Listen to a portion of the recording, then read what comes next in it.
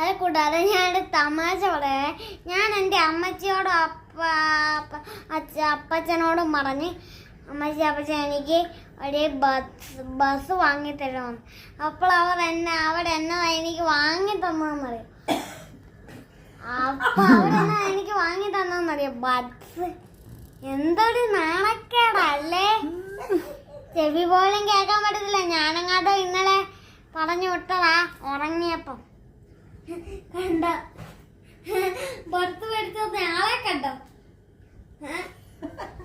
കൂടാതെ ഞാൻ നേരത്തെ പറഞ്ഞില്ലായിരുന്നു ഒരു ബസിന്റെ കാര്യം.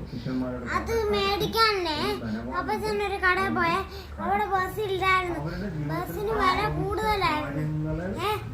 അപ്പല്ലേ വില കൂടുതലായോണ്ട് എന്റെ അപ്പച്ചല്ലേ എനിക്കൊരു വലിയ JCB മേടിച്ചന്ന്.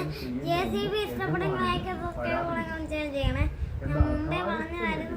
പിന്നെ ഇനി ഇതിരിക്കട്ടെ, എന്റെ ഒന്നും കുഞ്ഞിലത്തെ പോയതായിരുന്നു.